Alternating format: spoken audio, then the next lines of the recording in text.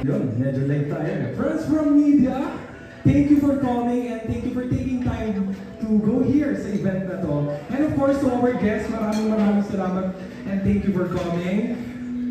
Okay. By the way guys, how are you guys today? Despite of all the calamities ngayon, as of now we have Karina. Kamusta po kayo? Yes, great. Sound good. Yes, but even like hello? Yan. Medyo may technical errors lang po tayo.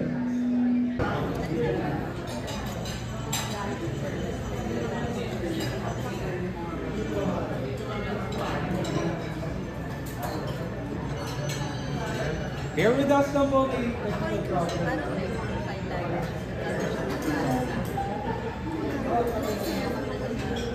problem. And allow me to officially welcome you to the media conference for the film Sa Likod ng Tsapa. A round of applause everyone. Maraming salamat po. And now, to share with us the inspiration and process behind this courageous project, let us hear from the producer and storyteller behind Sa Likod ng Tsapa, Ms. Guy Caduay. A round of applause everyone.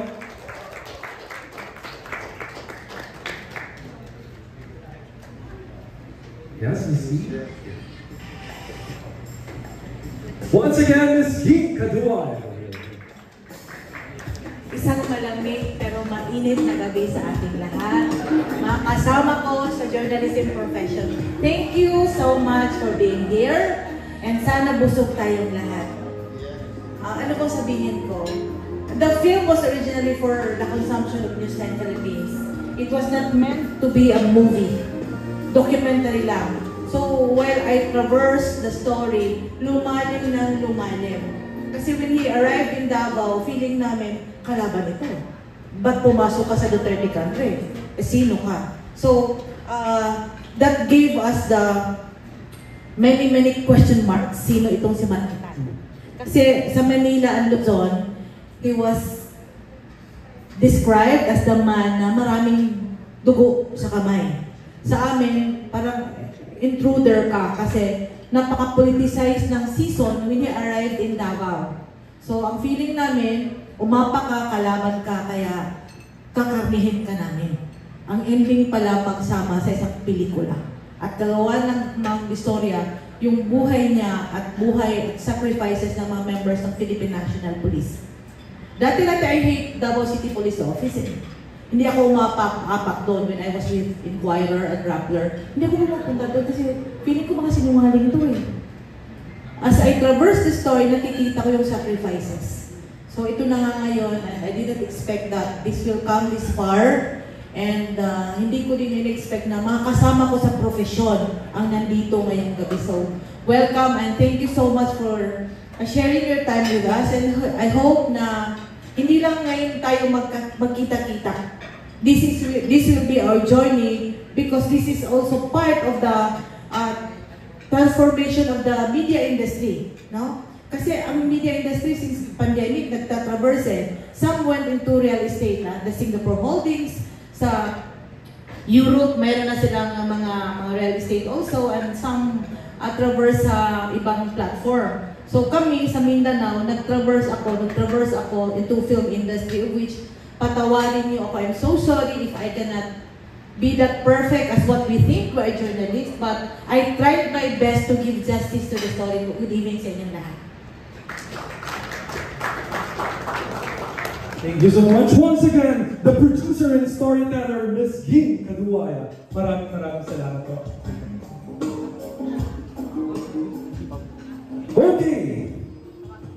Okay, joining us tonight to give deeper insight into the film and its message are the people behind this compelling work. Starting with the person who portrayed the young Marantan in reenactments, Lieutenant Colonel Atty. Rabino.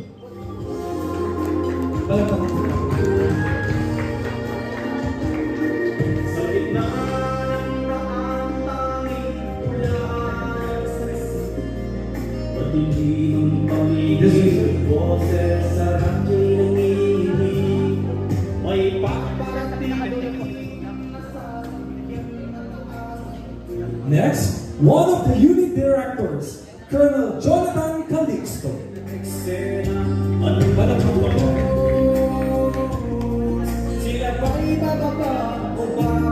Okay. Up next, also a unit director, Colonel Mario Mayames. A round of applause. By the way, Colonel Mayames is a PLPA classmate of Colonel Marantan. And he is always behind his back from the smallest to the biggest task. During the filming of the movie, Colonel Mayames was always there to give all his support from coaching to final shoot. Once again, Colonel Mayames.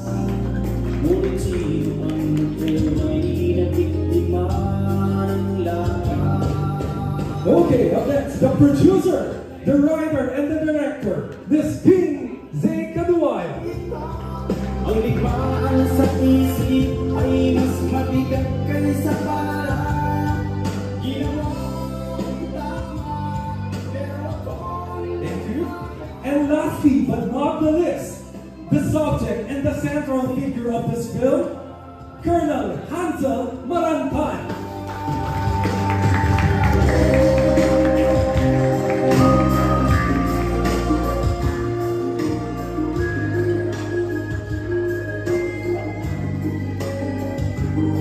Sa malambing na bakan, mga alino'y sumasaya. Mga tanong sa isip, walang sagot na makakita. And of course, to the officers who played themselves or contributed their testimony to the narrative. Let's give them once again a round of applause. Di masama sa mata, ang iba, puntong hilingan. Tanging sagot sa parang kundiwa.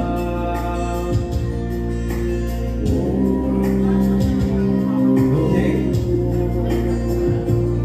Dati akong tagapagtanggol, ngayon naging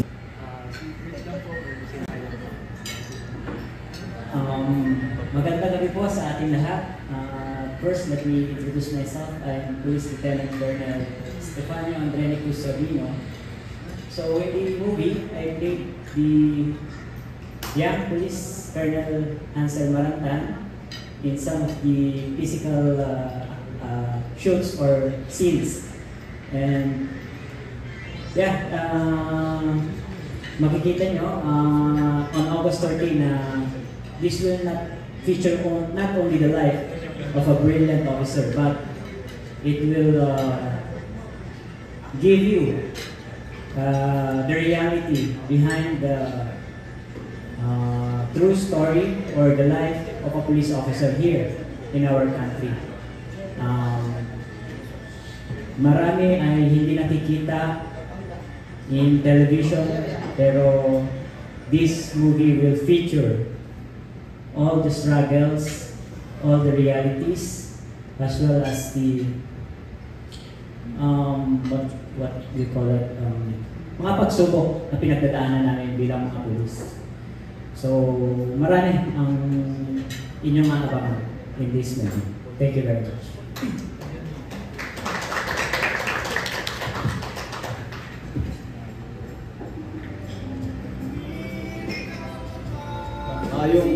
Ayong gabi sa tanan. Ayong gabi. Hindi yung Bisaya ko kasi Ilocano naman talaga ako.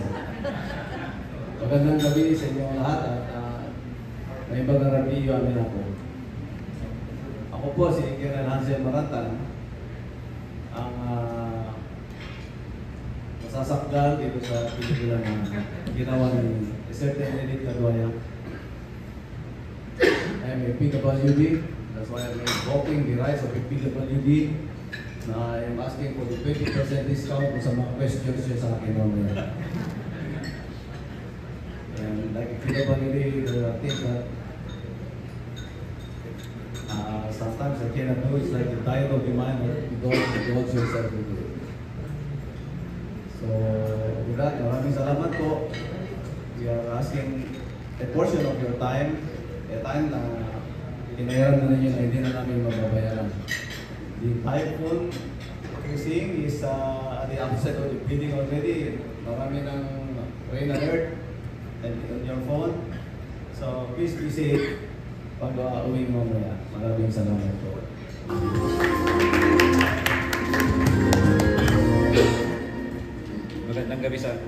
Magandang gabi po sa ating lahat. Mensya na po kayo. Totoo po kaming pulis. That's why hindi po kami sanay sa ganito. We always work behind the cameras. That is an operator. Maraming salamat po sa panahon nyo na pagpunta dito despite sa yun nga yung masamang panahon. Ako po si Colonel Mayames. Ang laging nasa likod niya, sir. Laging nasa tabi niya. We never leave. He's my brother. I never leave him behind as he is to me. We both experience the lowest part of our lives, but we stick together through thick and thin since cadetship. He is our class president, and he carried us, the whole class, up to our graduation. So that is how I respect him. Kaya the Real McCoy, when we went out to the academy, I always with him. I supported him at all costs. Ganun din po siya sa akin. In all my operations, I consulted him. He was with me, not physically, but he provided me all those supports. So ganun din po yung vice versa na tulungan namin. Maraming salamat po again.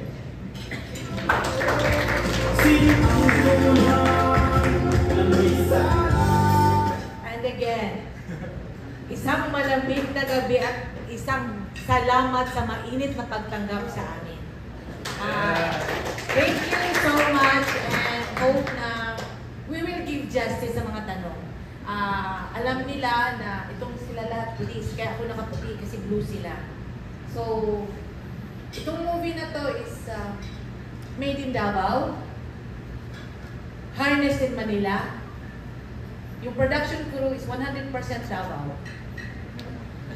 We traveled from Mindanao to Visayas to Luzon to finish the movie. So, yun yung travel namin. And hopefully, wala na, na-brief ko sila eh. Walang aangal sa tanong because we just want the truth behind the story which will be revealed on August 8th. Sana nandun din kayo ha sa premiere night. Promise. Yun. May path na tayo. So, good evening and open na, Sir Chris. Open na daw. Royal Rumble na. Oh, Okay, maraming teaser of the film Sa Likod ng Tsaka. Ito ang tapang sakripisyo ng inyong pulisan. Ito po ang inyong chief, the Philippine National Police, General Nicolas Torre, nagsasabing kita-kita tayo soon sa ating pinakahintay na sining Sa Likod ng Tsaka. At maraming salamat sa pagsuporta niyo sa mga independently produced movies tulad ng Sa Likod ng Tsaka. Ito po ay mapapanood po natin sa August 13 in cinemas nationwide. Isa po siyang documentary film at ngayon po ay open na po ang ating floor for your question and answer para po makilala ulit natin ang we have a first question from Romel Gonzalez of TED. Hello, magandang hapon po. Ang question ko po para kay Miss Edith at kay Colonel Marantan. Miss Edith, ano po inspire sa inyo na isulat at i-direct ang buhay ni Colonel Marantan? At Colonel, paano po kayo napapayag ni Miss Edith na i-gawing docu-film ang inyong buhay? Miss Edith, kayo po muna. malakas naman ang boses ko, di ba? O kailangan sabay? Kailangan sabay. What inspired me? He came into Davao on a very unfatal naman siguro kasi mainit ang temperature ng politika. Kaya kinalakal ko siya, sino ka ba? Ba't ang tapang-tapang mo? Katatapos lang na natanggal yung regional director dito dahil sa TOGC, remember? So, but what's the will, no? Hindi ko siya in-entertain kasi nagko-cover lang. Like yung nagko-cover lang. Dumating yung August 27, yung buong media industry, yung journalista na nagko-cover ng KOGC, yung inaway na kayo parang, foul na yun. October 26, tinawag ko sa Senate, yung sa media harassment. Na-stranded kami doon, kaya tinawagan ko si General Torre that time, sir, hindi kami makauwi kasi that was Katrina. Sunday pa yung next schedule namin na makauwi ng Davao. So, sabi ni sir, saan kayo magbilit? Sabi ko, naghanap kami. And finally, si Colonel Malanta, sabi niya, doon kayo, sabi ko, sir, kailangan nyo ma-experience yung bagyo. Kasi walang bagyo sa Davao, di ba? Kasi may bagyo, sabi, ma-experience lang namin kasi mahaba naman yung time. So, dinala niya kami dun somewhere sa Chaong. The following morning, sabi niya, ate, malapit lang dyan yung Atimonan. Sabi ko, oo nga, Atimonan, marami kang pinatay dun. The instinct. And sabi ko, pwede pumunta. So, may nag-guide sa amin na isang pulis, taga Lucena. Pumunta kami ng Atimonan, makita niyo sa movie kung sino yung first na interview ko doon. Ano itong Atimonan? Kasi boundary may marker eh. Sinagot niya ako, sabi ko, hindi pa siya mamamatay tao. Like your questions. Sabi niya, hindi. Kasi pag sinabi, the way she answered me, didn't answer my question, but triggered more questions. Kaya tinawagan ko si General Barrios kasi mas kilala siya. So doon ko na, tapos October 27, 2024, na parang gumagawa na ako ng draft for my own documentary para sa Newsline Philippines. Hindi siya movie actually, hindi. Sinabi ko na, while I traverse his stories, narratives, pumapasok yung may Valle Verde. Diba? Meron ka palang Paranaque. Meron ka palang Black Shark. Meron ka palang Teves. Ngayon nandito ka sa amin, meron kang KOGC. So, yun yung nag-uusap kami ni na General Barria, si General Melad, si General Marbel, na nakita ko yung ito pa rin yung tao na to. So, yung sinabi nung, siyempre tayo mga journalists, yung sinasabi natin, may ibang hindi nagsasalita sa ground na may ibang meaning, may ibang story. So, yun yung direction ng story ko. Hanggang nag-November na, at first, natapos yung November eh, hindi pa kasali yung Black Shark, yung Batangas. So, ang kapal na 136. So, sabi ko, ang kapal. So, ultimately, December, October yun, sir, November 2, kinausap ko siya. Sabi ko, sir, malalim ang storya mo. Mag-usap tayo. So, yun. Usap din. Alam niya, documentary lang para sa Newsline. Hindi movie. Kaya, nung nag-start na sa movie, parang feeling ko ng, iba ito. Hindi ako sanay dito. Kasi ang alam ko, research sa libro. Research for the documentary. Ito lang ang ginagawa niyo daily, di ba? Ito yung movie, parang, I'm not ready for this. And this amount is parang strange sa amin. Kaya sabi ko, am I ready for this? So, parang nag-backpedal, kaya kinausap ko siya, sabi ko, kaya namin itong ilabas kasi may mga regional din kami, regional cable channels din kami. So, sa amin, itatawid namin ito, pero lumalim. Then, nalaman ko din na si Don Remo, si President Rex Cortez, may involvement na previously sa kanya. So parang feeling ko na nakaagaw ba ako? Yun yung, di ba? Parang exclusive mo to. Bigla ko sumingit, di ba? Parang joiner lang ako. So as we talked, na-explain niya, then yun yung mahirap sagutin siya. Kasi hindi, I wasn't ready for this, to be honest. Kaya kung may pagkukulang man sa pelikula, I am humbly asking you, please forgive me. Tulad yung journalist din ako, hindi ako filmmaker before. Pero ngayon, nandito na kayo, filmmaker na rin ako. Diba? Thank you po. Thank you. Si Colonel, yun nga po, paano po kayo napapayag na ipakita yung totoong buhay niyo po ito, hindi ba? Paano kayo napapayag na ipakita sa madla ang buhay niyo? Hindi ko rin alam bakit ako napapayag niya. Maybe I can start with one statement like, worst things first before it gets better. You know, they sent me to Davao.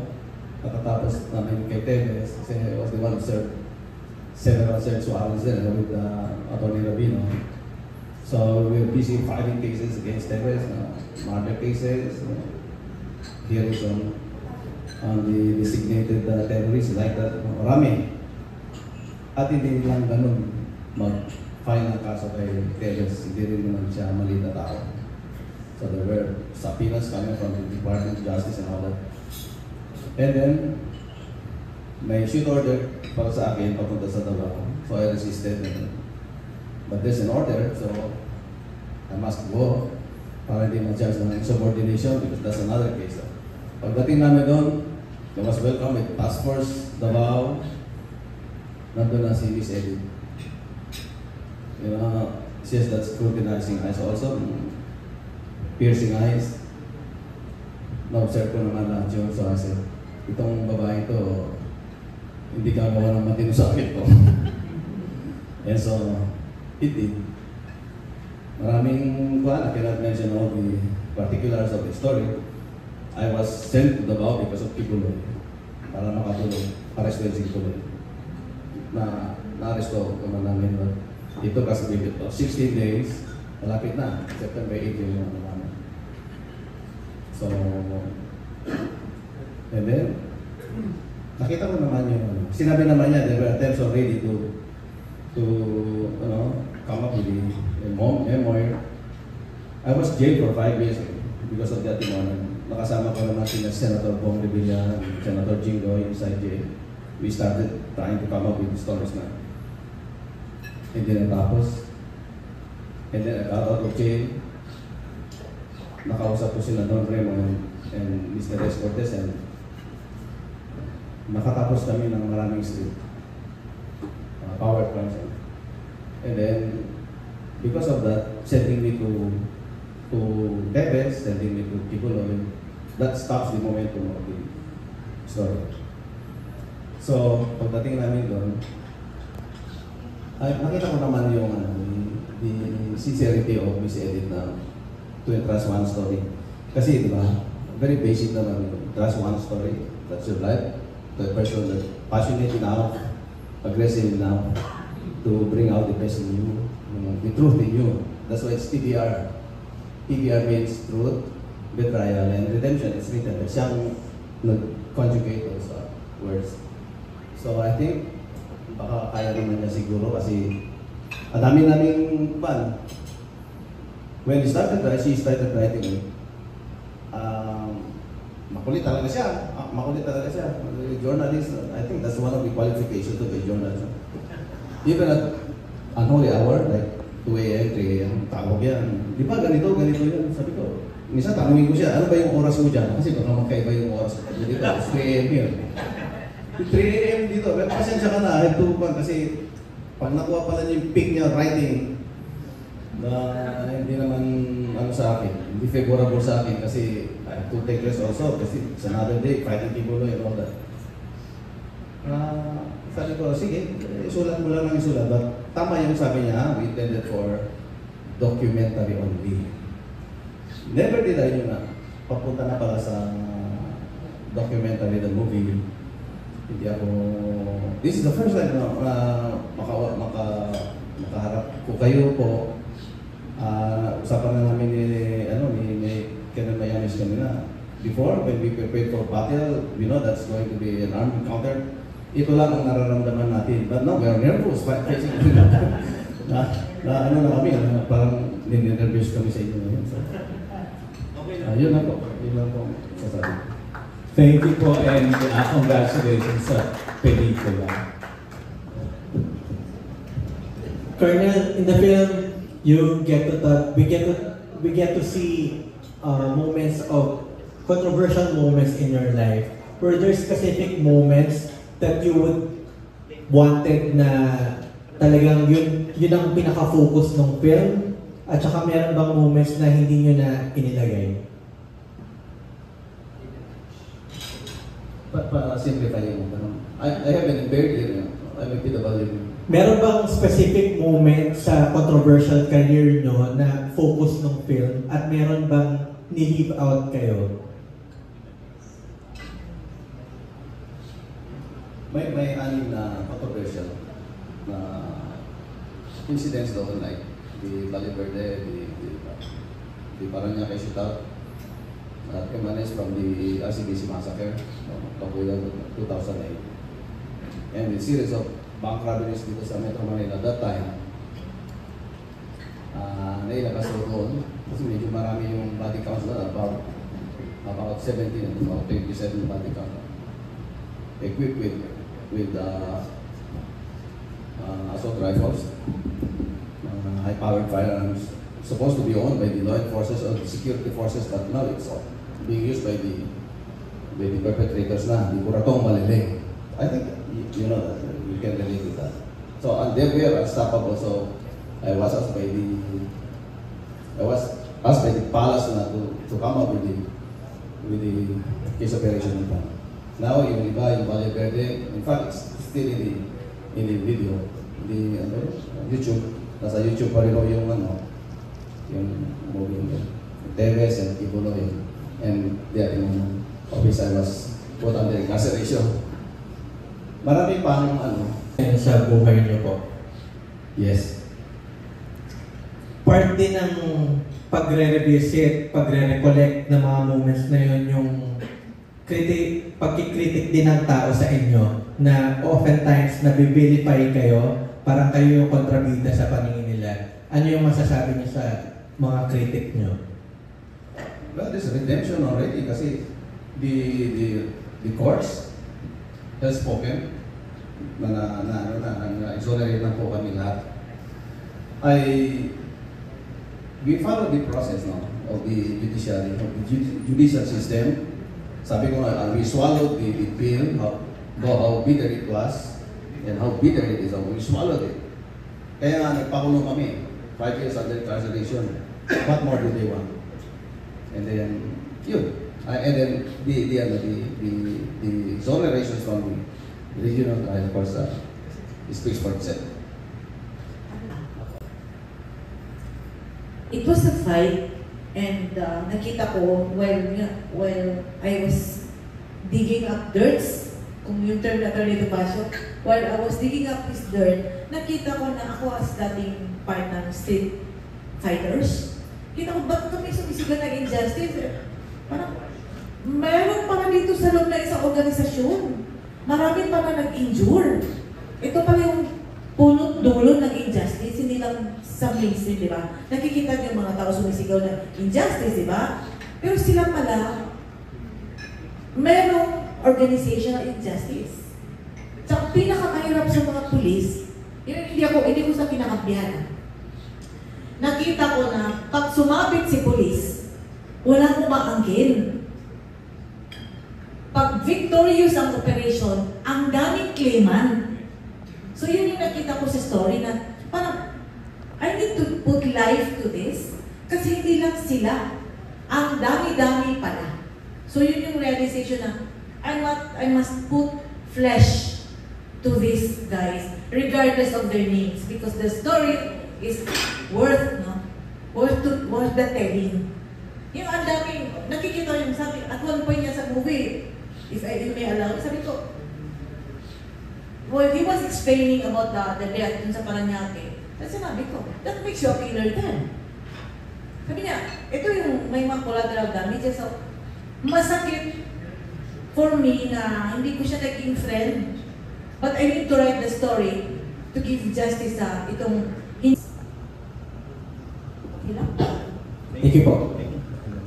Yes, thank you so much. And just for your info rin, kung naririnig nyo kanina yung official soundtrack ng movie, by the way, kung hindi lang si Ms. Ging Caduaya is director, producer, and writer, is also a composer, di ba? Very talented ang ating producer. Palakpakan naman natin siya. Siya yung composer ng OST natin.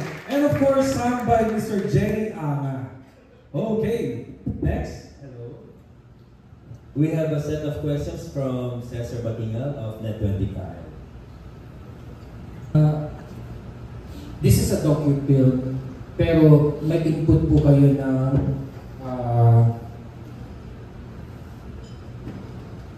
yun pong pag-up or reenactment. Tama po ba? Ibig sabihin po, yung iba pong mga visual dito, hindi po siya totoo. Reenactment po. Pero based na sa story ni Colonel Maranta. Ang story is 50% archival, 50% reenactment. Kasi yung like the Karamuan which happened in 1999, yun yung first kill. So, nakuha namin yung ibang footages, yung kay Mayor Go, nakuha namin. Yung Atimona naman, we ask the colleagues from the media na tulungan kami. So, may mga critical scenes lang na nag-inak, pero kukonting-konti. Kaya nandun si Colonel Rabino. Okay po. Si Colonel Rabino portraying the The policeman Maranta. Maranta, the young version po, yung binata tsaka hanggang magkaroon ng family, ganun po ba? And at the same time po, how's the feeling of portraying a character of the General Maranta, Colonel Maranta po, Sir Rabino? Thank you po, sir. Ni sa panaginip, hindi sumati na mag-aak ako. Kasi,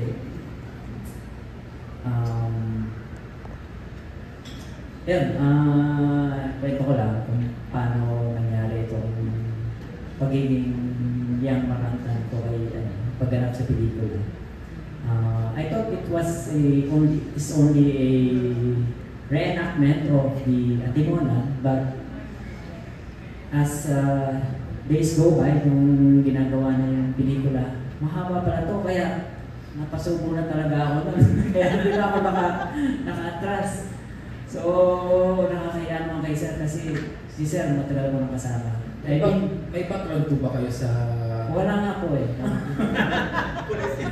Yun nga po, during din sa mga teenage days, but years, wala kayo background sa... Okay. Paano nangyari o nakita kayo tapos kayo yung naging main character dito sa movie? Ganito pa, kwento ko na lang po. Ako po ay 37 na ngayon ha. Naging police po ako 2009. I've been with Colonel Maranta since my graduation in the academy. It's 2009. So, for 15 years, more than 15 years ko nang kasama si Sir Maranta in the service. Except nung nakulungan sila. So, alam ko lahat yung mga nangyari sa career niya being a police officer. So, yun, isa yun sa nagtulak din sa akin kung bakit ko na lang ginampanan yung role ng pagiging isang batang Colonel Maranta. Saka, to pay tribute also to the person na in-idolize ko din sa servisyo kasi ito yung maraming hindi na po nakita ng mga tao kung gaano yung sa police service. Yun ang gusto nating makita sa pelikulang ito. Maraming hinanakit siya na pinagdaanan, maraming challenges, maraming sacrifices na hindi nakikita in real life. So yun, para sa akin, sana nabigyan ko ng hustisya yung pagganap ko sa kanya bilang yung Colonel Maranta. Pero wala namang marami pong exposure doon sa akin. Yung lang mga scenes lang, mga physical scenes lang. Baka ma-forever. Baka ko lagi ang makikita doon. So, yun, masaya din ako na naging part ako ng isang makapulang pelikula na to. What makes this film different from the police movies na nakikita natin previously is that these are all facts na nangyari. Totoo lahat, may lahat, at binigyang buhay sa isang pelikula kung ano yung pinagdaanan ng isang Colonel Maranta. Thank you very much. Thank you. My last question is for Colonel Maranta. Sir, more on narratives po kayo rito or narration, pagkukwento, or napa-acting din po kayo rito? Narration na. Narration, narrative. Thank you po. Okay, thank you. Yan, isa po sa mga abangan din natin yung acting ni Lieutenant Colonel Attorney Rabino. Siyempre, di ba? First time daw ni Sir mag-a-act din sa movie. Okay, we have next set of questions from our media partners. Sir Josh. Hello po, Josh po from PBS-CBN Online. Miss Edith, you mentioned po kanina na double-based yung production. Double-based filmmakers versus mainstream. Yeah, you have Star Cinema. Regional filmmakers naman, to be honest, they struggle. Why? Because they need to write stories that will compare the general public to watch their movies, and they don't have budget. Budget ang pinag-uusapan. And you have big names na here in Metro Manila. Yun sa region iba eh. Kasi regional filmmakers do thrive if they got like grants, di ba? From film, like the Sinimalaya, you have the Sinag something, di ba? Sinag Maynila. So they thrive and more dependent sila sa yung bibigyan pag-gawa mo to, ganun, yung commission films. While the mainstream filmmakers, they have the budget. Second, disadvantage. Mahirap mag-promote sa Manila. Regional ka. But you need to level up with the standards. Like kami from the start, gamit kami 4K na camera eh. Dumating sa point na kailangan bumili ng Blackmagic. Yun. Kailangan pa lang, kasi sa office, sa Newsline, may mga gamit kami. Pero yung pagle-level up, hindi naman, we don't want to use the word competition. Para lang maabot namin yung expectation nyo of what a movie will look like. Kasi marami naman na-awards sa Region 11, sa Iloilo, di ba? May Bohol, bago lang. Pero yung pag-produce in itself, mahirap siya i-compete kasi ang galing-galing naman ninyo. Totoo yun. Kami, ginalingan lang namin konti. Kaya, yun yung difference. Ang galing nyo, kami from regions, ginalingan lang namin. And this is, I guess, sabi ng Asset Minister Mel, parang first, ito na movie docu na nag-mainstream na theatrical release. Tama ba yun? Nationwide screening. Kami yung first. So, next question mo, alam mo na. Saan galing ang pondo? Di ba? At magkano? Okay. We've been doing documentaries sa Newsline. Sa cost yun ng production sa amin, admin. Eto, nung umabot kami ng 7 figures, parang feeling ko, hindi mo na ito matatapos to. Parang, yun na, my daughter is here and the brother is sa bahay. Kinausap ko na, kaya ba natin to? Sabi na, mama, naligo ka na, mag-shampoo ka na lang. Yun yung ano eh. Very minimal yung gastos. Ang pinaka-masarap sa feeling namin lahat, sabi ni Sir Manatan, kung kikita ang pelikula, tsaka siya maniningil. Yun. Kaya, nung palapit na yung ending, yung mga natulungan ni Sir, lumapit na we want to help. Yun na yun. Kasi ang sa point of view naman natin, di ba, as journalists, hindi naman tayo beggars, di ba? We welcome naman, but we are not saints. Pero kung binigay mo yung kusa, nag-i-issue din kami ng resibo, tsaka wala account. So dumating sila sa buhay namin, later na part. So ito na yung, na-wrap na yung movie, and I'd like to thank na Manila-based na mga journalista. Ang laki-laki ng tulong nyo. Rappler, TV5, PTV, UNTV, Inquirer, ang laki-laki tulong kasi archival eh. And we need to secure the permissions. So ito yung tulong nyo sa amin. And yung, sabi nga ni Sir, later mo na bayaran yung story ng buhay ko kung kikita yung pelikula mo. So tulungan nyo ako magbinta. Para may kita siya. Kasi asipis na wala eh. Gratis ito more. So yun yun. Follow up na po, will it be the start of your advocacy na ma-highlight yung regional filmmakers? Advocacy? Part siya. And advocacy din na hindi lahat ng pelikula may kissing scene at death scenes. Yun yun. Thank you po. That's ako for Call Mario. So, you mentioned po kanina na nakaibigan ka po sa if you were to describe him as a person, paano po siya i-describe na nakakita rin dito sa pelikula? Outside work. He's my brother.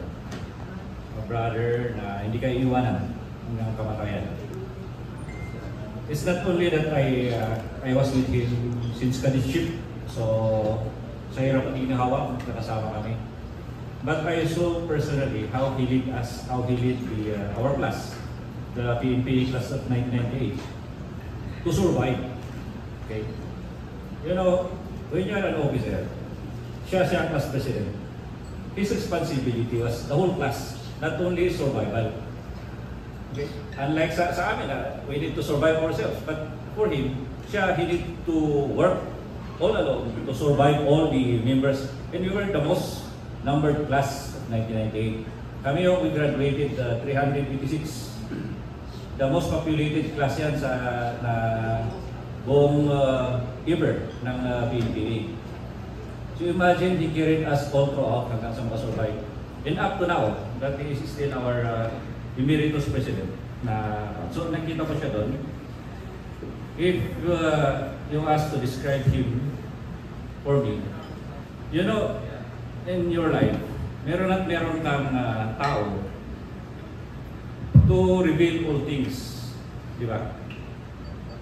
Personally, sa buhay mo, and operational sa amin, meron ang sikreto, and that someone is siya. Kung baga, I can reveal my life to him, I don't know kung ano siya sa akin, but I feel that the same. The mutual respect. If I feel burdened, tumatawag ko sa kanya. Okay. When we were in Marawi, I called him. Kung minsan, I was in those part of my life. Nagtatanong ako kung tama ba itong ginagawa namin. Kasi sa Marawi, wala kaming ginawa, kundi manira ng bahay, matay, manira ng buhay. The Marawi siege. Wala. So sa kanya ako nag-confess kung what was happening there.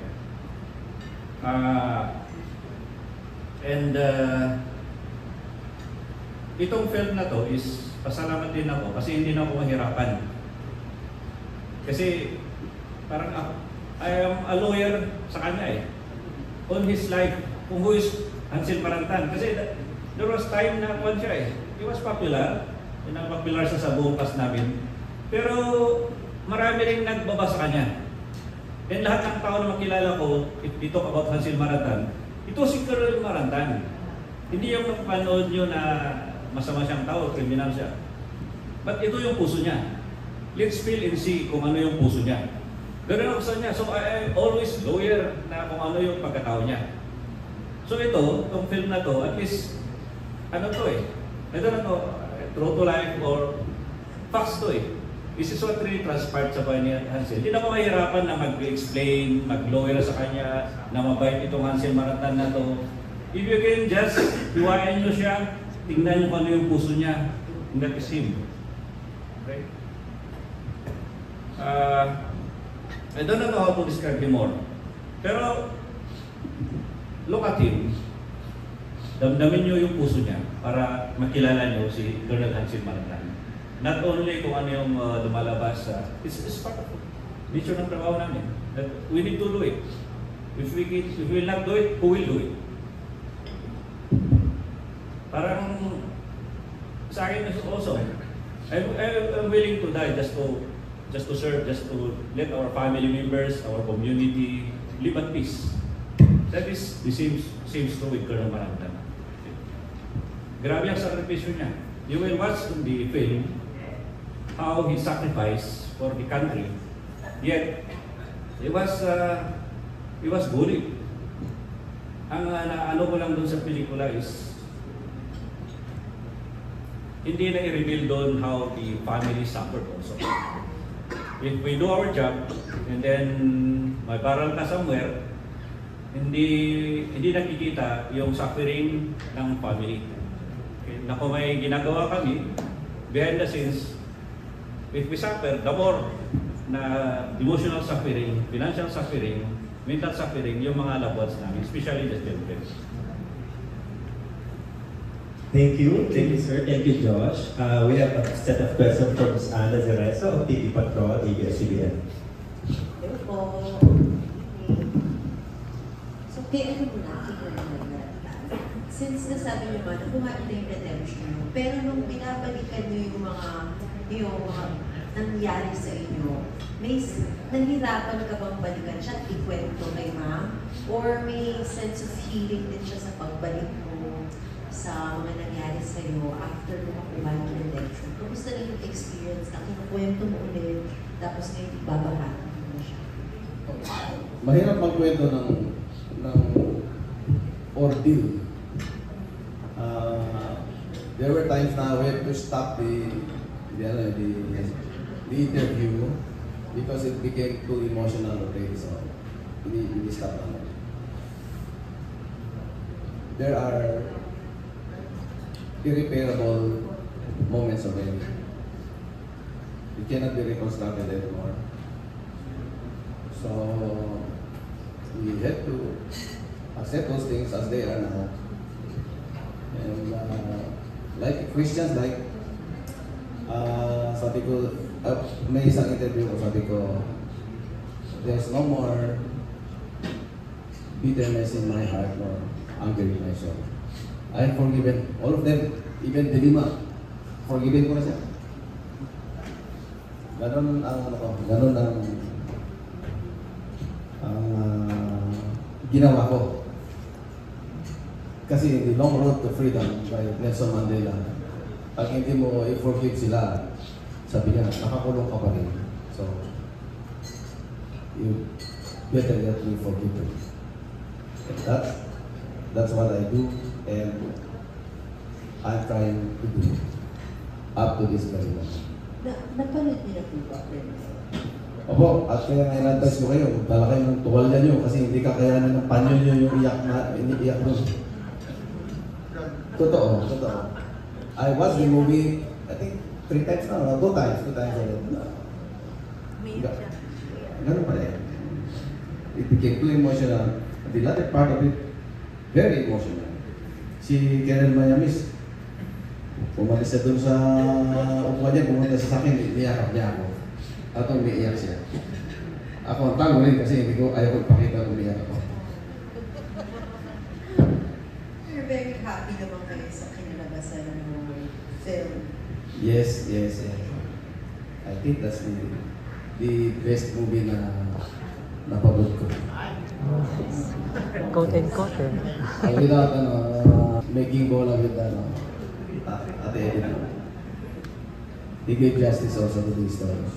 So, medyo lumuwag din ba yung parang pakiramdam mo, bakit pa parang Lumuwag yung pakiramdam ko? Yes. Thank you. And kay ma'am naman. Ma'am, di ba parang sabi ni wala dito, archival kay ma'am.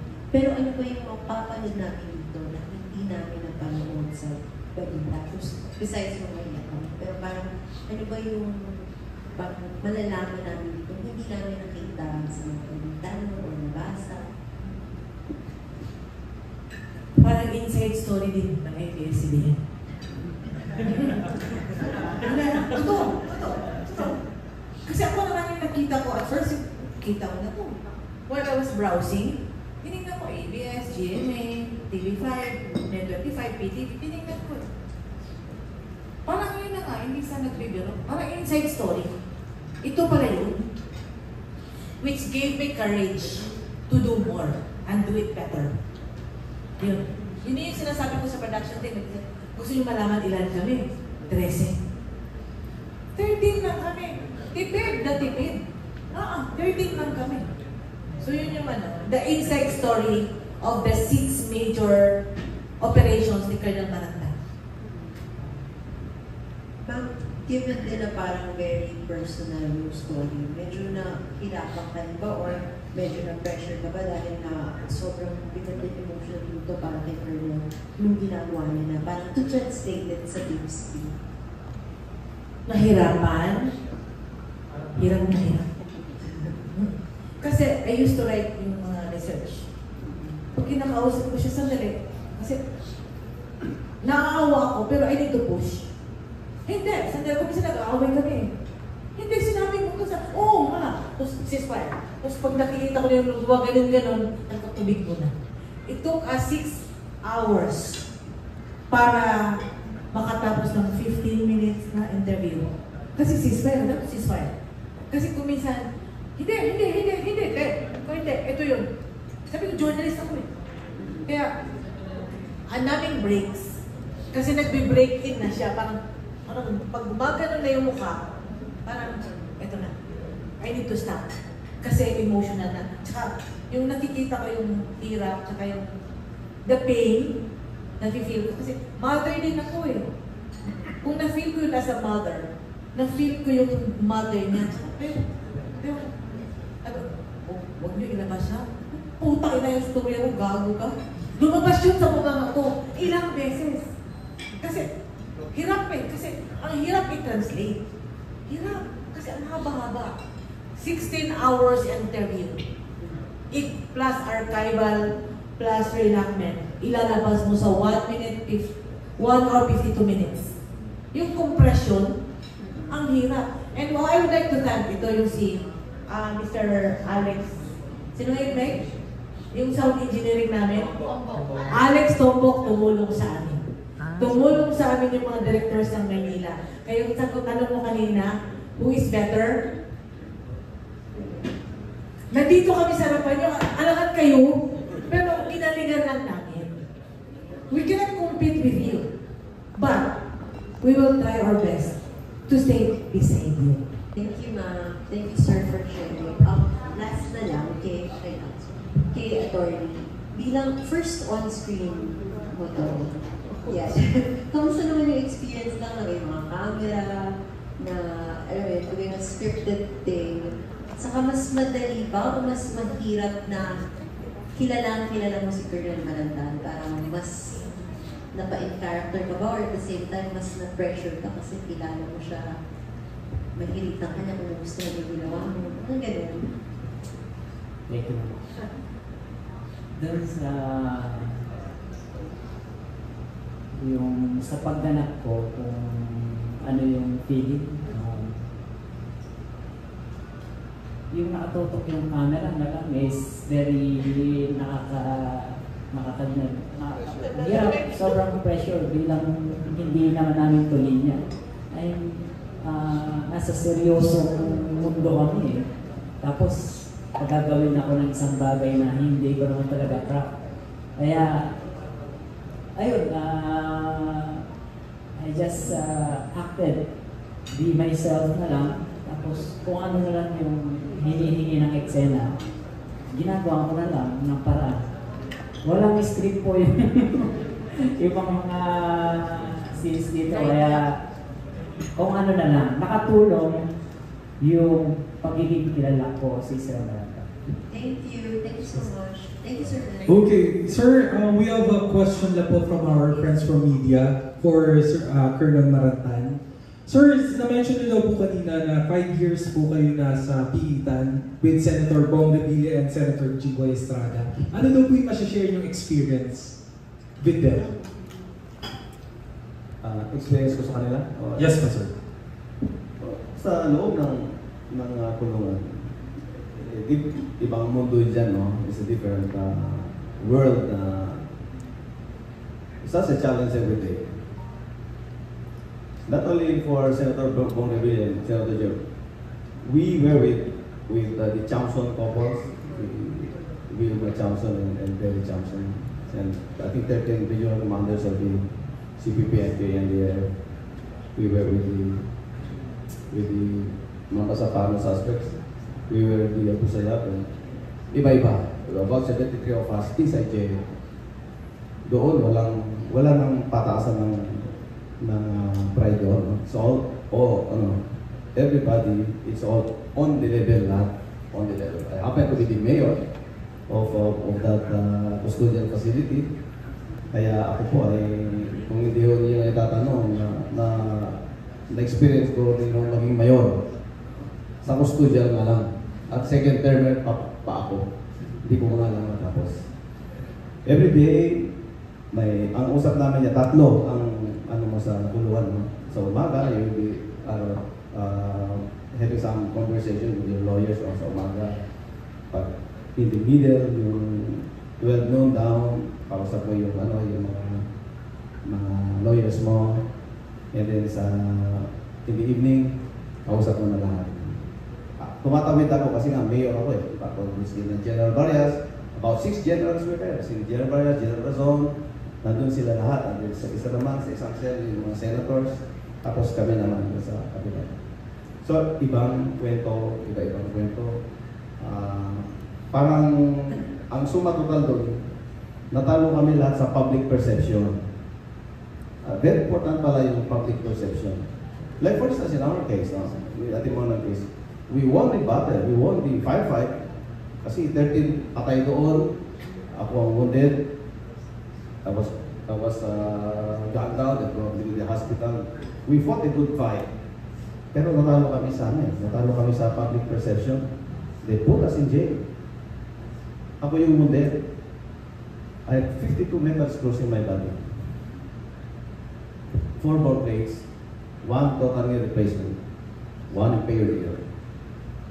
Well, accumulation lahat ng mga firefights ko with Colonel Mayamas and Colonel Calixto, Colonel Rabino. Pero bakit ako inilagay sa kulungan? Dapat ako dito. You know, sometimes it's lonely to do the right thing. It's lonely to do the right thing sometimes. I-challenge talaga. Sabi nga ng Colonel Mayamas ka na, it's a family. Unspoken, untold story of the family, irreparable. Kasi, children mo, bullied in school, wala kang magawa. Tatay mo, murderer. Lapit yung anak mo, pag dinala ko, ito sabi sa school, murderer ka daw. Can you answer that? Those are ordeals, those are challenges every day. Every day. Kaya, when the going gets tough, the tough gets going. Yun lang ang nasa isip ko. And, you know, I keep on reciting Invictus and Desiderata. I recite that every day. Question and answer. Okay, entertainment press and guests, I am honored to introduce to you the official trainer of Sa Likod ng Tiyapak, Roll BTR. Person of Colonel Marantan. Okay, let's proceed for the question. Can we ask for the panelists, please, to sit on their respected seats? Yes, please. Yeah, you can sit. Okay, the question and answer now. Open po. Yes, sir. Hello. Question for the producer. Yes. Curious lang po ako kasi para mainggali yung manonood papunta sa sinihan, it's really a challenge, di ba? So curious ako kung bakit out of many platforms, sinihan yung napili yung platform, no, hindi free TV, hindi online streaming. What's the thought process? Pinili ang sinihan kasi dapat makita din ng mga tao ano ang hirap ng isang pulis at while we understand the feelings, no, of the people na involved sa mga operations. Dapat makita din na kung ano ba talaga yung totoong nangyari. Kasi part lang siya sa narration eh. Ang daming nagna-narrate ng storya. Ang daming nandun yung si Chairman Abalos, may 6 generals na nagna-narrate. Hindi siya yung pinaka-source ng story. Isa lang siya sa mga sources, pero what you need to watch, ang tapang, ang galing, at ang paghihirap ng pulis. At saka paano nagsakripisyo ang mga pulis para mabigyan ng mapayapang community. Because you can see that in Karamuan case. Would it not be the same kapag nirelease niyo siya online? Different. Kasi online, pag online mo siya ilabas, packet lang yung, although like you, siguro mga vloggers dito, you have your followers, di ba? Hindi siya general yun, hindi massive yung exposure. Well, pag sa vlog natin ilagay, sa mga online lang, iba yung followings eh. The message is, you have to see this because you're part of the community which our policemen are serving. So, yun yung, you're a stakeholder to this. And you should see this, you should watch this. Well, I appreciated so much na yung tulong sa amin ng mga vloggers. Ang dami-dami. Nilalait siya, sinasabi ko, nasasaktan ka na ba? Sabi niya, hindi. Sir, okay ka lang ba? Kasi hindi sila sanay na ibabash. Yung gano'n na, why should we see this in a cinema? First, iba yung pakiramdam mo pag malaki ang screen. Diba? Second, iba yung feeling mo pag marami kayong nanonood, marami kayong mag-appreciate, at marami kayong mangungutya. Third, feeling mo nagbayad ka, isulit ko na to. Diba? So yun yung 3 things na and I appreciate talaga lang yung nandito kayo kanina, sumisilip-silip ako. Gusto kong umiyak dahil ito pala yung community ko sa Maynila, ito pala yung mga journalist dito, sinusuportahan kami. Kaya walang katapusan yung pasasalamat ko sa labas na nagpipray din na sana kahit ano yung review ninyo, irerespeto po natin. Irerespeto ko, especially ako, kasi sa English ito, first time ko. So, tulungan niyo ako na mag-grow. Tulungan niyo ako. I listen, I join with you, and help me on this. Thank you. Salamat. Kaya, Colonel Rabino, ano mas mahirap maging man of service or man on camera? Anong similarities? Tsaka sinong idol niyo? Sino bang pinipig niyo dito pag umaamin kayo? Ano po, sir? Man of service or man Yung, on camera? Sabi ko nga, sir, sa mga seryosong tao kami, hindi, minsan pa naginip, hindi sumabi sa isip ko na lalabas ako sa television. Kaya, tulak na lang sa akin para, is my high respect sa tao na pinuportray ko. Kasi nakikita niyo similarities? Pagiging police at pagiging artista? Similarities? Yes.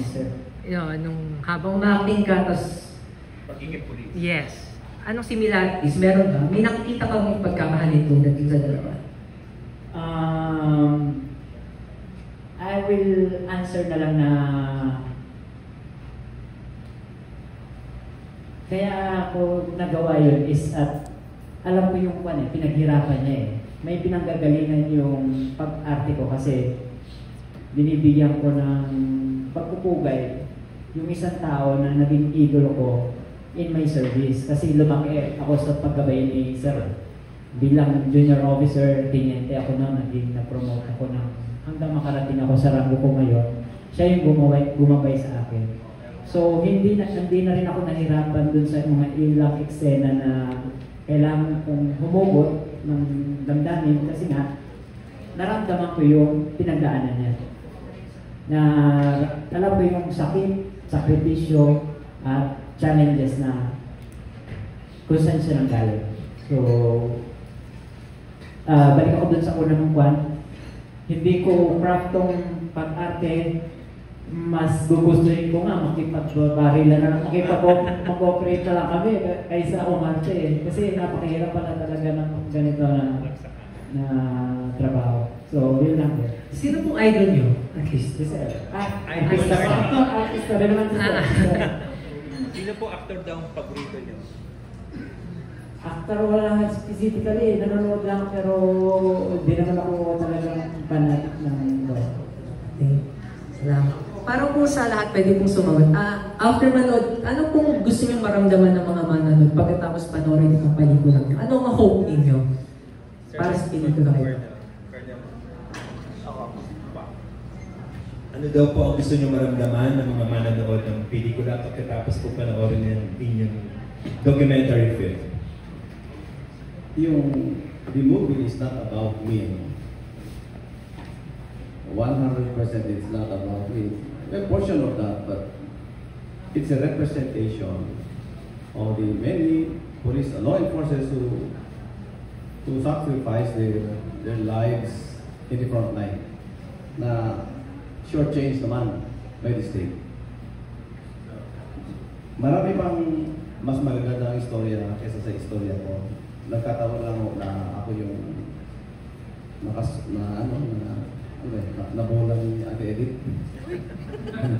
O na-convince ni Ate Edith na mag-portray of a life of a law enforcer na ipapakita yung, sinabi naman niya yung sacrifices of the law enforcers, the family, and the organization by itself.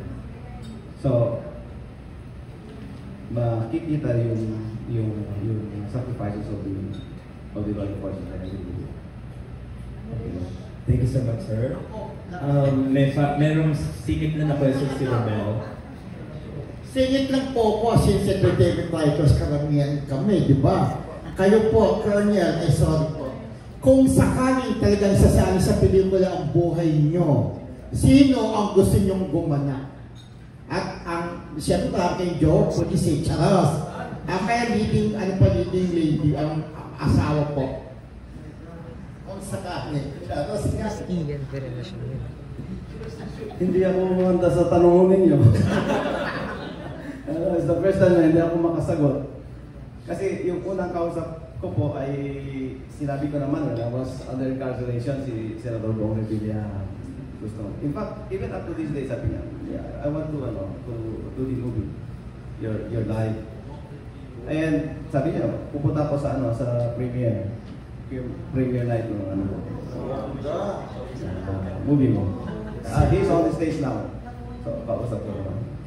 Ayun po kanyang pag-gusto. Tapos yung leading lady, we intended na walang mga bed scenes, kissing scenes. Kasi it's not a good idea. So, it's a pure story, walang bed scenes, walang kissing scenes at all. So, that's the larger percentage of the decision of the producer and the director herself. Sa tatlong pulis po na magigiting, kung i-describe nyo po sa isang word, kayo bilang isang pulis, ano po? Kayo, Colonel Mayames. One word. Being a police. Ikaw po, reporter, maganda. In one word, as a police, in one word. As a policeman, in one word. One word. Ano ka sa police? One word, not a statement. One word lang. Kahit po Tagalog. Tagalog or English.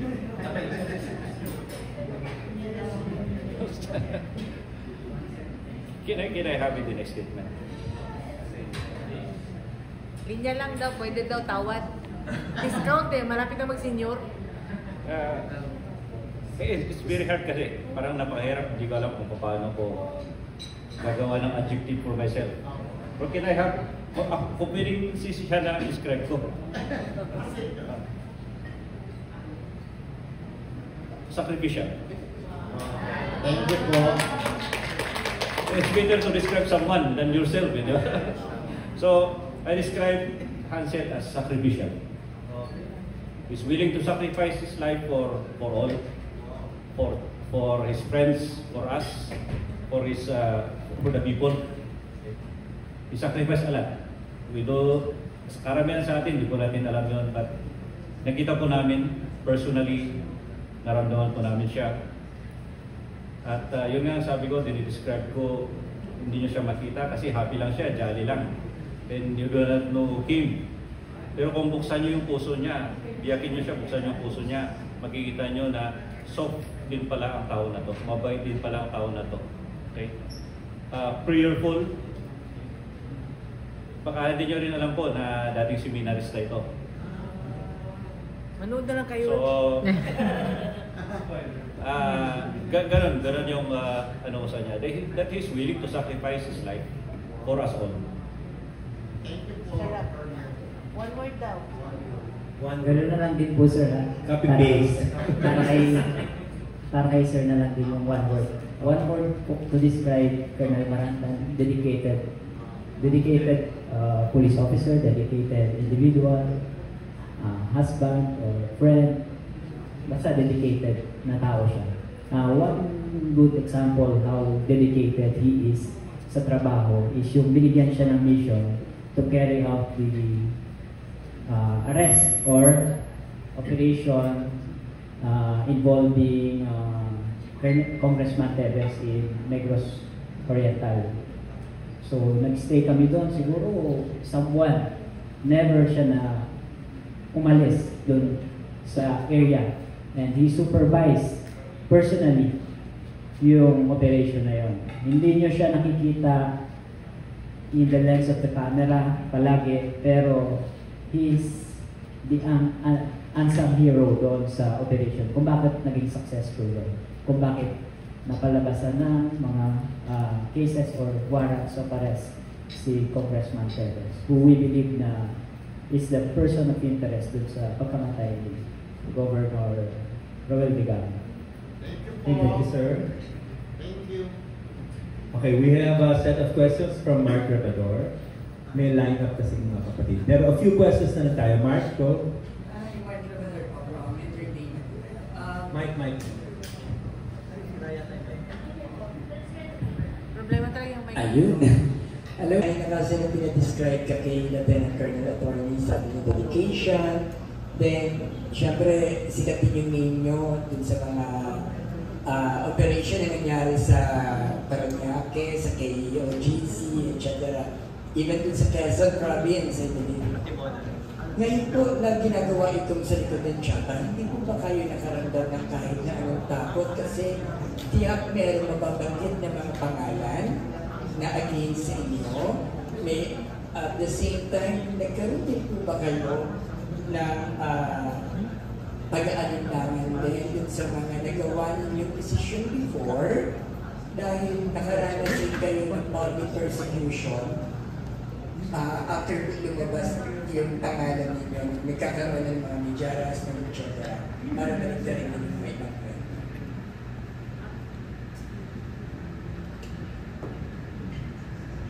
Pag-aalinlangan, in some percentage, yes, meron. 50% na nag-aalinlangan. At sa other side of the 50%, the truth must come out. So it is.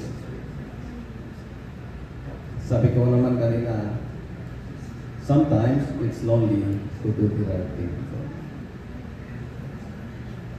kung ano man ang outcome na, pero nakita ko na, more or less nakita ko na kasi sometimes I read the messages sa maybe mga 70% mga bashers. So sabi ko, when you give a gift, and the gift ay hindi naman tinanggap, the question is, who owns the gift now?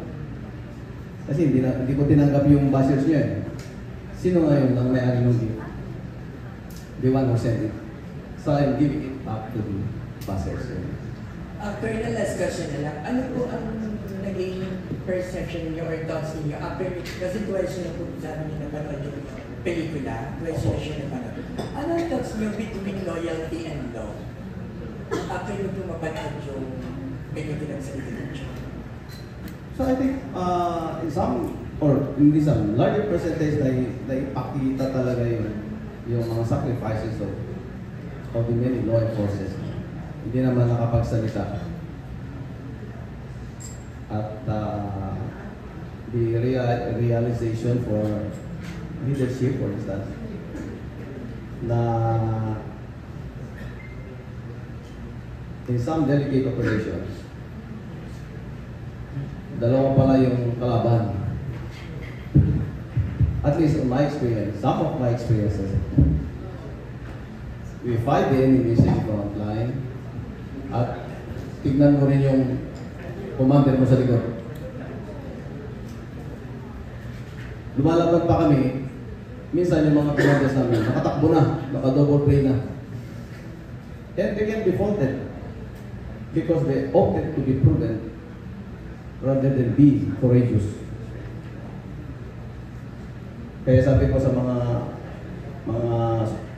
juniors ko, mamili kayo ng mga post ninyo na whom you can depend with and to.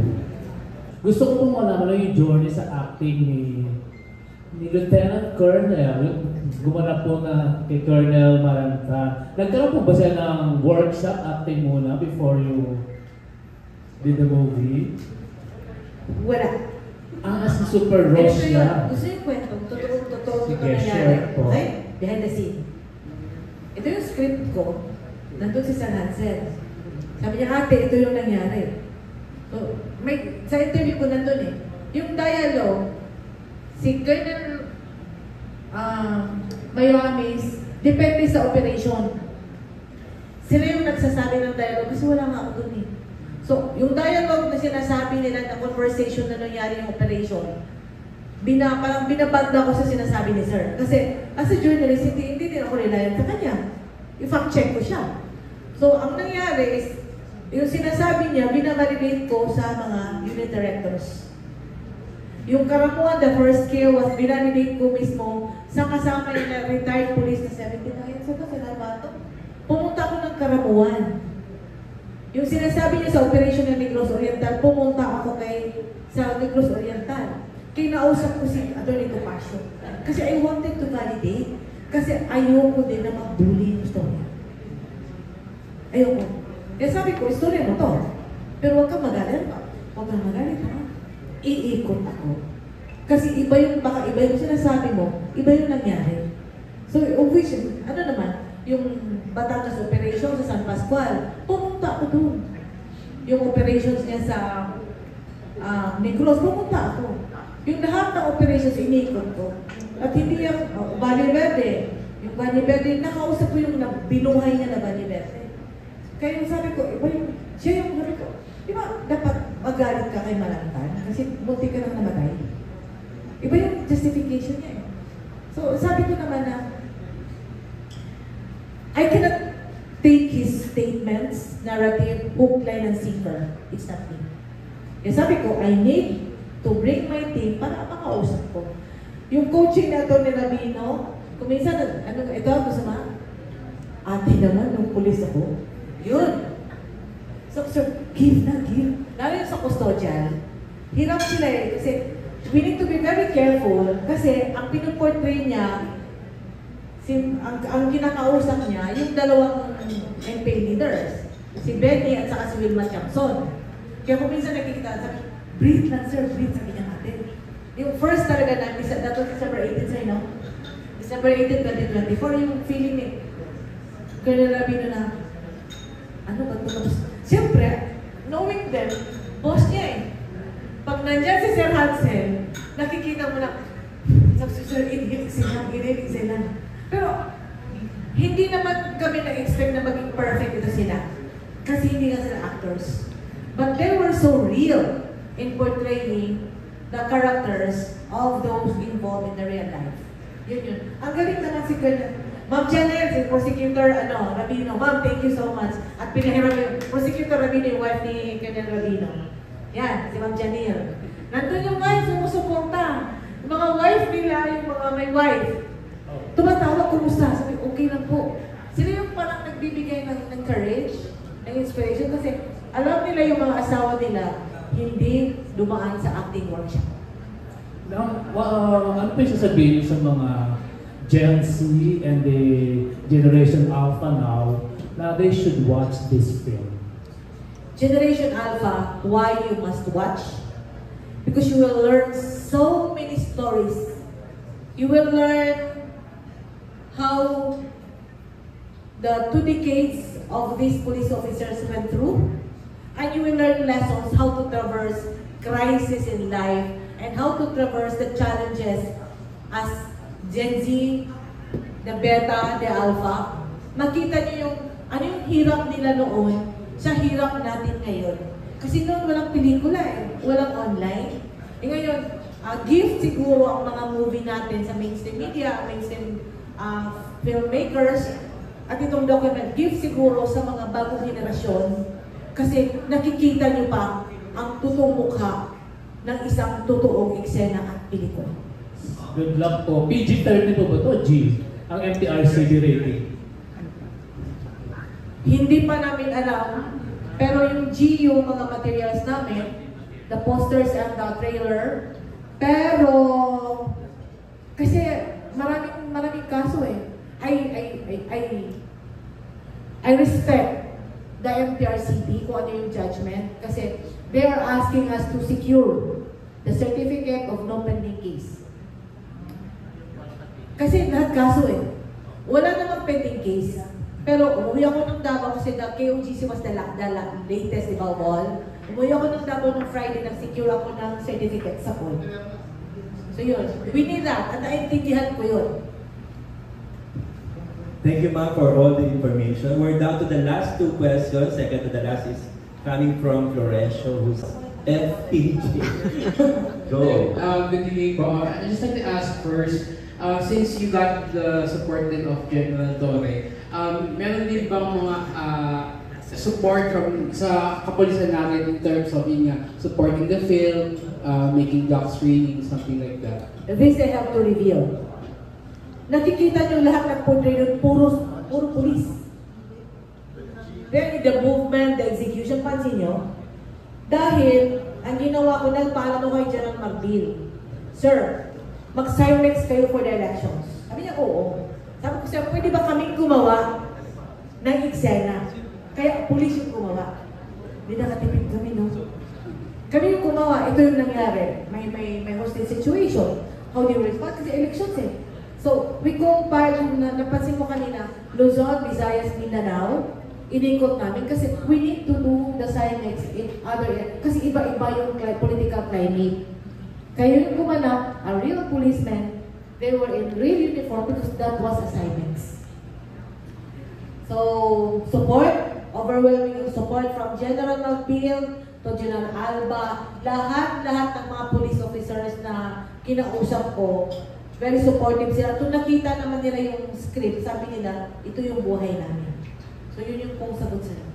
And also, ma'am, meron na rin po bang ilang number ng cinemas na pwedeng palabas or may listahan na rin ba kayo ng saan mapapanood? Just in case nga, syempre may gusto manood from here and also up to Mindanao din po. Ang initial discussion, kasi ang distributor namin si Solar, unfortunately, nabahaan sila. Hindi pa siya nakaalis sa highway ngayon. So, dapat nandito si Sir Butch Ibanez. Ang initial discussion is sa SM Cinemas, pero may mga negotiations na with other malls kasi hindi naman present si SM, di ba, sa lahat ng provinces. So, we will adjust to what they need. Kasi the story is worth telling and the movie is worth watching. So, open kami for that and open din kami for black screenings po. Thank you, FPJ. We have a question from Danilo Brenyo of Vloggers Philippines. Good evening po sa inyong lahat. First of all, congratulations po. Halos natanong naman nila lahat. Tatanong ko lang. Balita ko po kasi hindi lang siya sa Pilipinas ipapalabas. Kamusta po yung premiere nito sa ibang bansa? Our first teaser and part of the documentary was shown in Poland last May. Spain? Last May po. Kasi I was there for the World News Publishers Conference sa Poland, dun sa Poland. Babalik sana kami July 7. Nagka-problema kasi, di ba nag-change of command yung PNP? May travel authority sila, pero nag-change na June 7 eh. June 2. So, stalled na yung mga travel authorities. So, we need to reschedule. Napakita nyo sa Poland, and by September, mag-join kami sa South Africa kasi we wanted to show the sacrifices of our police officers and the resiliency of the Filipino families in facing the crisis. Hindi naman yung ipapakita lang dahil gusto natin. Pakita natin sa kanila, ito yung buhay namin. Ito yung sakripisyo. Then sa Malaysia, within the month siguro, babalik kami kasi we already talked with Freedom Film. Saka, I'm very, very happy to tell everyone na na-appreciate ko po yung support ng World News Publishers Association of which member ang Newstime Philippines. So, yung USA, nagkukontak na sa akin, yung France, nandito na. May mga reviews na yung nakita nyo sa ano namin. May mga reviews na ng foreign reviews kasi sinusuportahan nila kasi babalik ako sa sinabi ko na may newsroom diversification ngayon, di ba? Kasi hindi na kumikita si news. Kung may kita man, hindi na ganoon kataba. So may newsroom diversification ka. They supported this kasi From Mindanao, ako lang yung News 10 Philippines na yung member. Sa Manila, mga 5 yata, Rappler, Inquirer, ABS, meron ka, GMA, meron eh. So yun po sir. Na meron siyang, na-show siya noong May sa Poland. Then, anytime this month, sa Malaysia, then after this sa South Africa, then Germany, then US. We need to showcase naman how Filipino families embrace challenges and grow together to face those and be triumphant. Okay po, congratulations po sa inyong lahat. Salamat. Yeah, thank you, Dan. Before Angelica, we have question from Eric Romeo. Or maling public perception kay Lieutenant Colonel Maranta na gustong itama o ituwid dito sa pelikula nito? The person is not to be corrected. It is an institutional correction po. Kasi victim lang sila ng circumstance ng mga batas na existing. So kung ano yung dapat makorek, ano yung sa buhay niya, dapat makita na beneath every badge is a human being. And they are vulnerable of pain, heartache, and the families too are weakened during the time of their ordeal. So ano yung gusto mong makorek? Sa mga perceptions yun na madugo yung kamay mo, mamamatay tao ka, murderer ka, and everything. Yun, siya na yun. Sa Pilipinas, meron tayong 5 pillars ng criminal justice system. There's law enforcement, the prosecution, the judiciary, the correction, and the community. Kami sa unang pillar ng law enforcement, investigation. Ang gusto kong particular na sana makorek yung pending investigation, yung mga leaders natin, Department of Justice, the Secretary of Chief PNP, huwag po nang magbigay ng mga conclusive statements. Kasi those conclusive statements will marrow the result of the investigation. Mali. For instance, dati mo na, someone said it's already a wrap out. How could it be wrap out? Pending investigation. Sinusundan tuloy ng mga investigators yung statements of their commanders. That's one. At baka pwedeng nakapagsalita yung magsasalita tayo sa mga tao. Obvious, yung mga sinasabi naman natin, hindi naman nakakapag-answer back. So there's no due process at all. At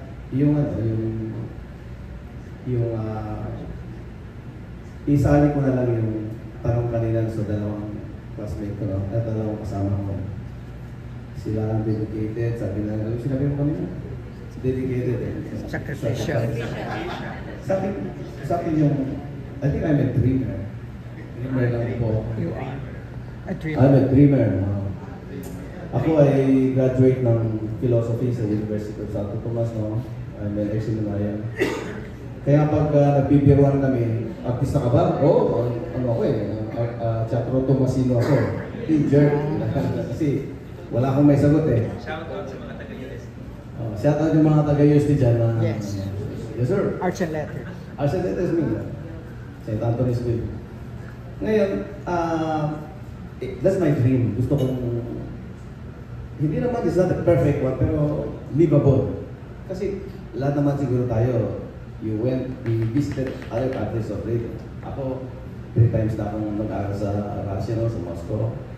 Pumunta na ako many times sa Singapore. I went to Indonesia, to South Korea, and France. Nakita ko naman nakita ko naman yung criminal justice system nila. Very organized naman lalo na Singapore. Wala rin naman po silang resources Wala silang natural resources, but the system ang ibinibenta nila. Bakit hindi natin kaya dito sa atin? So, I dream of that system. Lalo na dun sa criminal justice system na hindi naman 100%, maybe a little 60% sana mailagay ko sa system that we have I think magiging maganda yung ano natin, yung criminal justice system natin. Yun lang po, that's my dream. So I'm a dreamer. Thank you. Yes, second to the last question. Napakaganda ng tanong at napakaganda rin ng sagot. Angelica from Manila Standard. Hello po, good evening po, and congratulations po. Colonel, ang gusto ko pong malaman, paano, wrapping up po natin sinabi nyo, gaano po kayo pinagtatag ng mga nangyayari po sa inyo?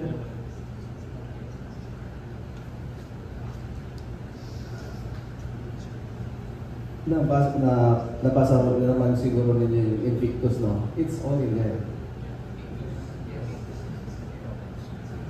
I-remind mo sa akin yung last paragraph.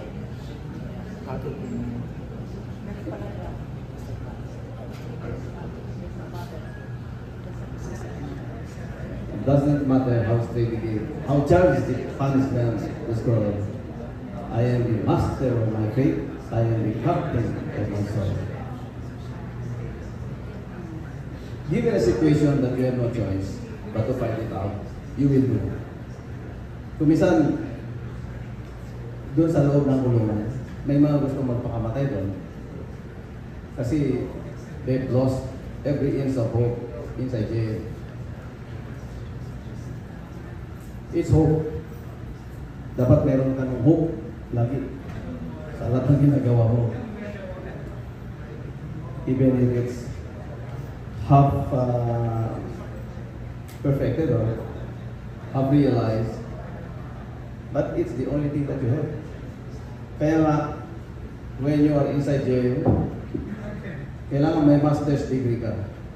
And that degree is Masters of Reality. That's all. Sir, nakwento po kasi ni Lieutenant Colonel po na idol niya po kayo, tapos na-perfect na po siya, tapos hindi niya daw po alam kung nabigyan niya po ng justice. Nabigyan po ba ng justice ni Lieutenant Colonel yung pagsasabuhay po in life? Yes. More than what is expected to be. Well, sinabi naman niya, kasi parang naging ako na siya. 2009, he graduated from the he's a brilliant guy. He's a lawyer by profession. Number 1 lagi yan sa mga schoolings or mga operations. By the way, gusto kong sabihin sa inyo na lahat ng mga operations namin is covered by case operational plan. Hindi ko kami pupunta dyan para manghuli. May mga preparations dyan.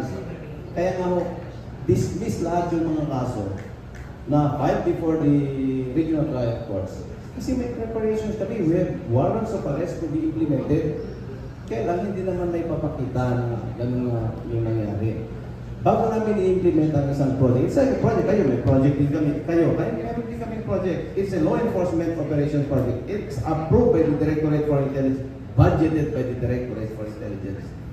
Everything that we do, pumapasok po kami on a task force kasi local policemen cannot do it anymore. Kaya pumapasok yung task force. Kaya hindi yan mga simple crimes. Ang what is bank robbery. Ano ang expectation mo sa bank robbery? 30 to 35 fully armed men. You cannot just go there and identify yourself. I'm Colonel Baratan, police officer, suko kayo.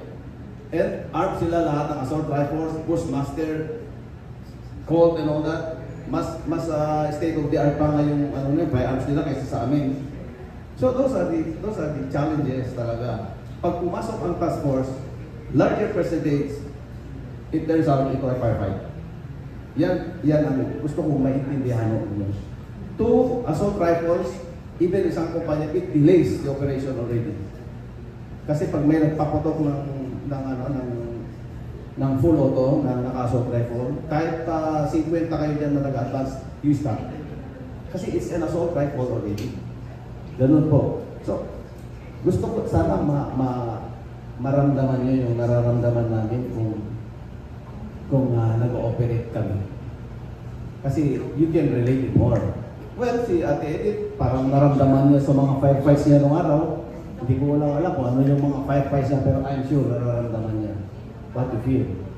Kaya nga, doon sa korte, minsan talagang sumisigaw din ako sa korte. Sasabihin ko sa prosecutor, hindi ka makarelate sa akin. Bakit? Hindi ka pa nga nakabaril ng tao eh. Kasi ang sinasabi mo, parang ang nanonood ng TV. Ako, hindi ako nanonood ng TV, ako yung pinapanood mo, so this is big disparity. Kaya hindi ka makakarelate sa akin. Now, may I ask you, have you filed a gun? Pag sinabi yes, have you shoot a criminal? Hindi, ako. Many criminals I shoot already.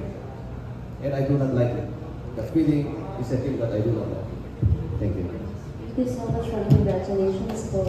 Thank you, sir. We're down to the last question coming from our... Want to watch, I'm very excited to watch this film. How many questions am I allowed to ask? Ikaw po, huwag naman pong nobela. Mga 3 to 4 lang po. Nag-enjoy naman si sir. Una kay Direct, no? So, yung as directors, min-motivate mo din yung interviewing mo, di ba? When you were interviewing Colonel Marantan and other, vital persons in the documentary. At saka nagdidirect ka din ng narrative, no? Yung fictional, non-fiction, pero meron din creative non-fiction, no? So, alin yung matindi doong i-direct? Siyempre, minomotivate mo din yung non-fiction characters, tsaka yung mga artista to reenact the scenes, no? Ang pinakamahirap i-direct, yung hindi dumaan sa acting workshop. Kasi you need to, bago yung dialogue nila, gagawa ka ng eksena ng dialogue na babagsak yung emotion eh. Kasi, like, yung custodian, that was the heaviest part ng shoot. Tapos, paano mo ngayon, ipa-feel na ganito kabigat yung eksena na hindi naman dumaan sa acting workshops, di ba? Non-fictional is a bit challenging kasi the actors are not actors. And the dialogues. What do you mean the actors are not actors? Sila actors eh. Kasi they are policemen in real life. Hindi sila dumaan ng acting workshop eh. So paano mo sandali, hindi yan. How do you pull their emotions to suit the scene you wanted to portray?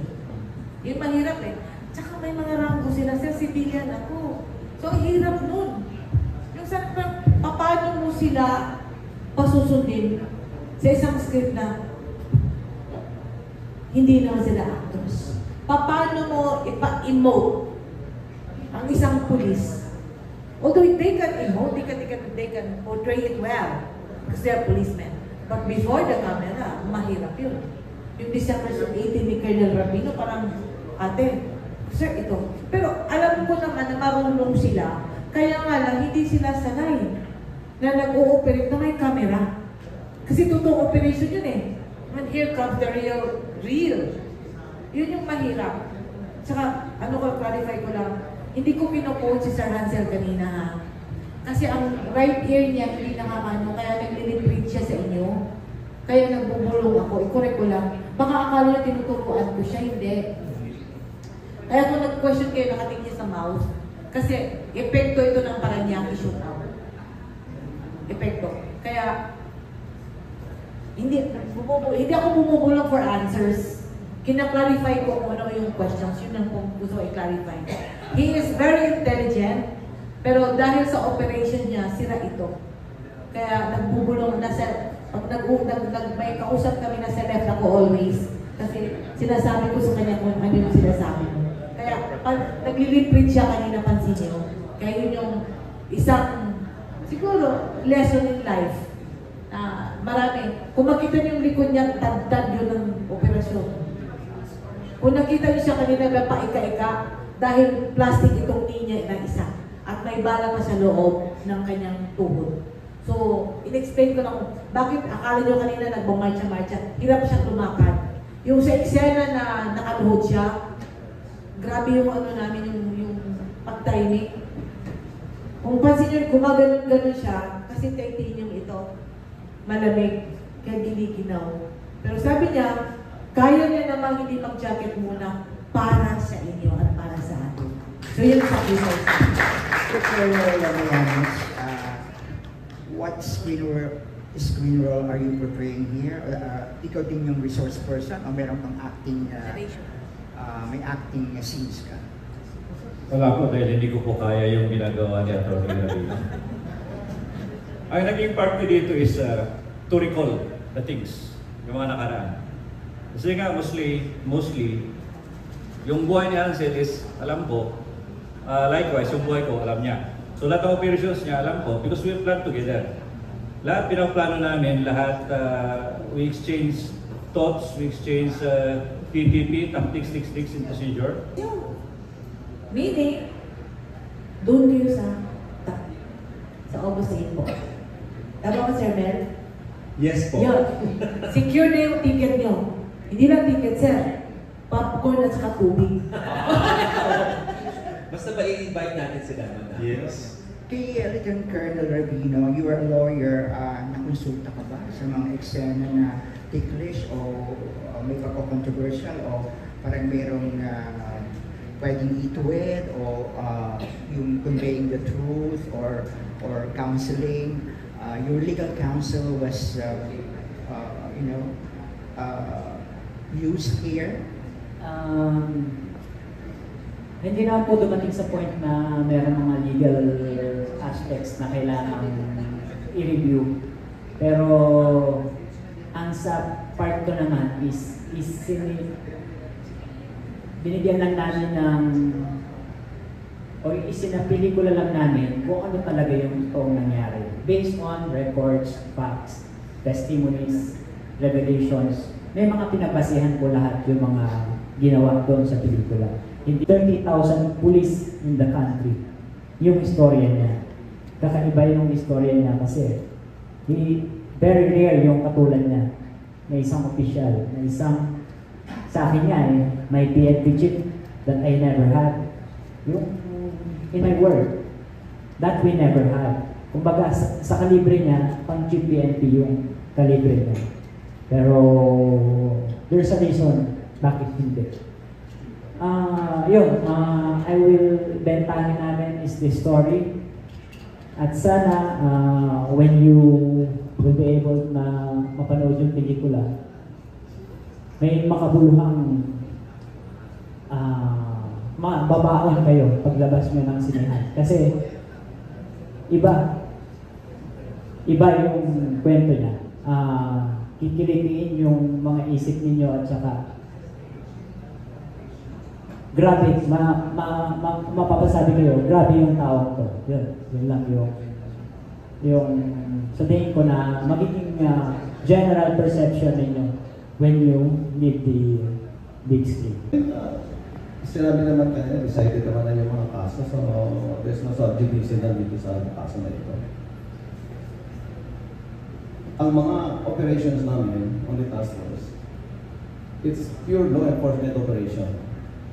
Sa ending, politicized. Kaya nagkagulo, kaya kanya-kanyang statements na whether or not there will be repercussions there, I think, naman kami, ready naman kami dyan. Kasi decided naman yung mga cases already. All the cases that we put about 6 yung na-import nito, decided ko lahat yung mga kaso doon. And some of it, final na lahat yung mga decisions doon. It even reached up to the Supreme Court. Except the Atimona kasi may MR doon. Nag-trial kami in 13 years. MR mo, nag-trial kami. Sino ang makakapagbigay ng tamang desisyon dyan kung hindi yung judge na nagbigay ng resolution kasi ina-observe niya yung mga demeanors namin when we took the witness stand. At isa pa, na isang moral lesson na dapat maintindihan sana ng marami publiko yun. Marami kayong sinabi sa labas. Maranta, monster, shooting people, murder, wedding, and all that. Not one of them yung nagsabi na who took the witness stand and testify. Wala. Nag-testify sila sa outside, pero hindi sila nag-testify sa witness stand. Very unfair. Very unfair talaga. Now, tell me now, yung mga sinagsasabi nga they had kumuha ng ginto, or maraming kaso yung ating mga dami. Many situations, self-inflicted injury and all that. I was waiting for them na mag-testify sa it's the proper forum already. Pero walang testify and take the witness stand at that time. Yes. Yes. Okay, do you have question pa ba po? Kaya pa? Are we good? Yeah. So may mga questions pa ba po tayo? Calling once? Wala na. Okay. This movie will give us the transparency and journey experience, of course, by Colonel Hansel Marantan. That's why, guys, from Media Friends, tulungan niyo po kami i-promote ang movie na to that speak truth, justice, and redemption. Sa tulong, of course, yun, from aming kaibigan sa media. That's why I'm inviting everyone this coming August 8 at SM Mega Mall for the premiere night. And we invite everyone also this coming August 13, 2025, the nationwide showing of the nationwide showing of sa Likod ng Chapa. And syempre, ito ay sa produksyon ng Pop Movie House. Yeah, and now we're down to our closing message and invitation, sir. Can we start with Attorney Rabino? Closing message and invitation. Thank you, message. Nagpapasalamat po ako sa lahat ng nakiisa sa aktibidad na to. Malaking bagay po ito na may parating namin yung mensahe na gustong ipaabot ng pelikula na to. Iniimbitahan ko po ang lahat. Manood kayo ng Sa Likod ng Chapa, showing on August 13, 2025 in cinemas nationwide. I'm sure, one word to describe, makabuluhan itong pelikula na to. Thank you very much. Yes, thank you. How about Colonel Mayames? First is sa mga kasama ko sa PNP. I solicit you, I encourage you to watch this movie. I'm sure po, lahat po tayo makaka-relate dito. Somehow our service, naranasan natin ito lahat. It's just the magnitude kung paano, kung ano yun, kung anong label yung naranasan nyo. But definitely, naranasan natin ito lahat.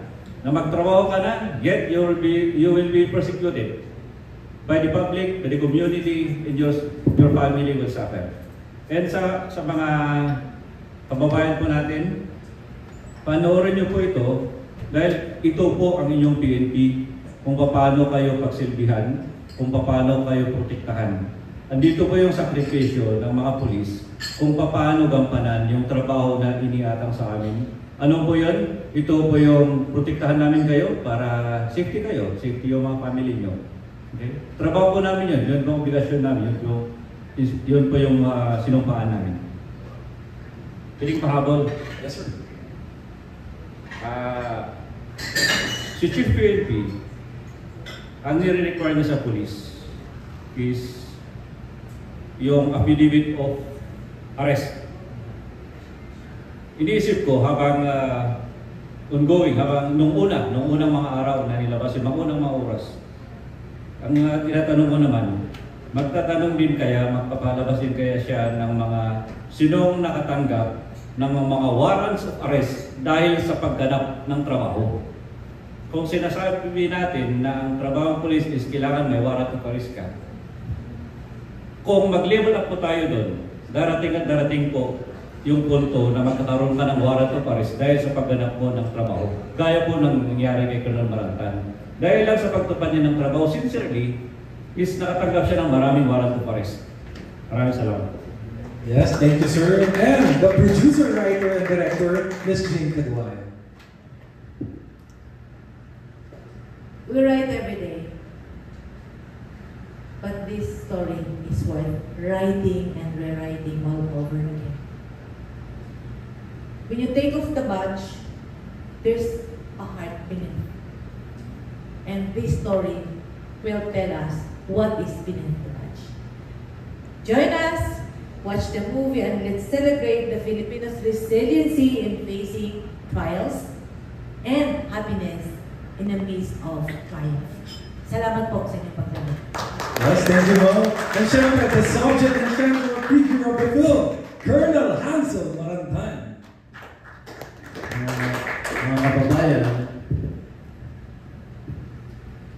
niyo ako ang pinakamabuting pulis sa Pilipinas.